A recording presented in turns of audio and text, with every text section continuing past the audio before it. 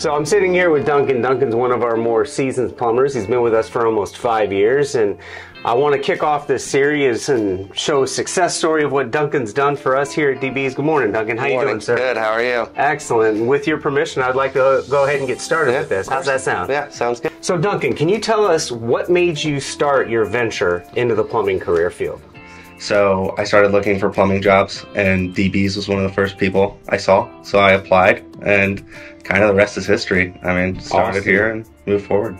I need to find myself something that I can really focus on and learn and build a career out of.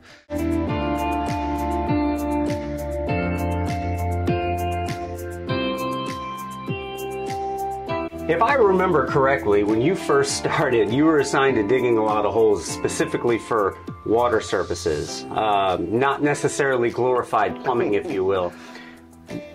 What would you say was the hardest part of that? Probably the digging. It was a lot. It was a daunting task when you don't realize how much digging is involved in plumbing. Definitely build some character getting started. I do always like to say digging a hole is one of the most humbling things you can do in this world, for sure. So after a relatively short time, you started getting into the craft of plumbing. No longer the digging or the humping or the hard work. What would you say was the hardest part on the technical scale of learning plumbing? There are just a lot of, it doesn't seem like there would be a lot of little moving pieces when it comes to plumbing, but trying to figure out the root causes of any issues was definitely the hardest part, because you can go and make a repair, but why are you making that repair? Why is that water heater starting to leak? Is it due to age? Is it due to too high a water pressure? Really just that whole diagnostic portion of plumbing was the hardest part for me to start grasping, because there's so much more in depth than the hot's on the left, cold's on the right, and everything flows downhill. In contrast to all the hard things that you had to learn, what would you say is the easiest part of this job? The customer service. I have always grown up loving to talk to people, so customer service is such a huge part of what we do. Coming into somebody's house and not making them feel like you're just there to push something ridiculous on them, because that's not what we're here to do. Personally believe that customer service is the hardest part of our job. It's not necessarily what you do or how you do it, but how you make the customer feel. Thank you so much for sharing that. Prior to coming to DB's, you never worked in plumbing before, correct? No, not at all. I had done some little stuff with my hands, but never anything with water, sewage, from snaking to the digging. It was a whole new world for me. So what did you do in your previous career? Oh, I kind of done a little bit of everything. So, like I said, my mom ran a real estate company, so I did a lot of work for her. And from there, just kind of went on a roller coaster of a bunch of different career paths through my early teens and early 20s. So you've been involved with customer service, customer relations, and manual labor your whole life? Just about, yeah. And you've taken that skill that you've learned through your earlier years and you apply it to day-to-day here. Yeah, I was able to, clump all those skills together along with a lot of new ones that I learned here and kind of push my career forward. What were some of the personal challenges or obstacles you had to face in making a transition, more so from job to job, but into a career?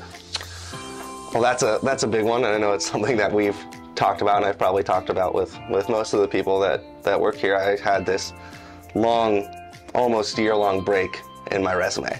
I went through a cancer diagnosis in my early 20s, right before my 21st birthday. So I went through my treatment, then went through my surgeries, and then kind of was in limbo. And that's a really hard thing for a lot of employers to wrap their head around, that I'm going to that doctor that often, and that I'm still 9 years out going to the doctor that often. So finding somebody who was able to work with me on that and understand it and be lenient on, hey, last minute, sorry, I totally forgot I had a doctor's appointment. I got to go up to Baltimore for 2 days, and it's just something I'm going to have to do for the rest of my life. Sure. That was one of the biggest hurdles, finding the right career, because it's surprising how many people just don't get it. They're, well, why do you have to do that? That's a question I got a lot when I was, especially transitioning first out of it. Because like I said, I was, that was 4 years. I started here when I was 25, so I was 4 years in remission when I started here. But still, why do you have to go to the doctor every 6 months? It's what everyone wanted to know, but everyone here has been so cool about it and so supportive.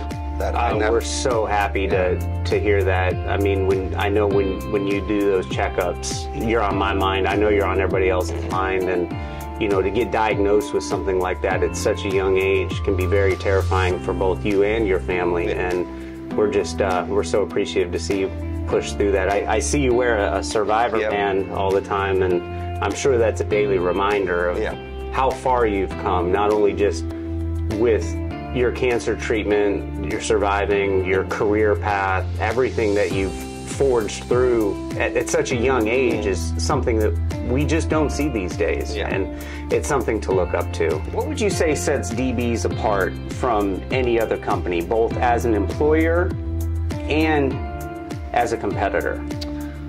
So it's something we say a lot here, and it sounds kind of cheesy, is family. Everyone has each other's back. You're never having to worry about, oh, I need a hand with something. You call one of your coworkers up, they're going to show up. Such a tight-knit group where we all have each other's back that allows everything to flow the way it does.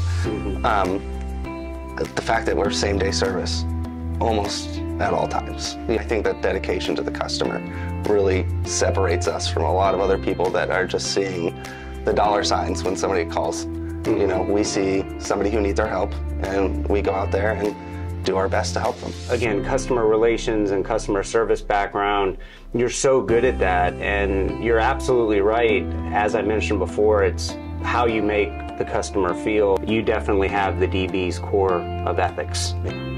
Duncan, what would you say to somebody that is kind of misdirected or lost, that's thinking about getting into the trades, whether they apply with us at DB's or not? What would you say to them?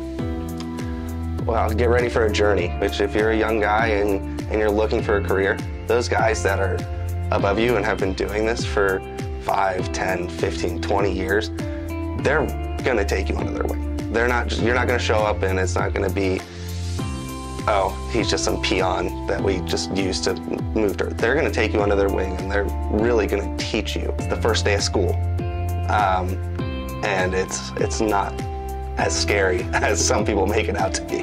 Duncan, you've clearly set a career path for yourself. You've faced adversity throughout the course of your life. You've built something for yourself that nobody can ever take away from you.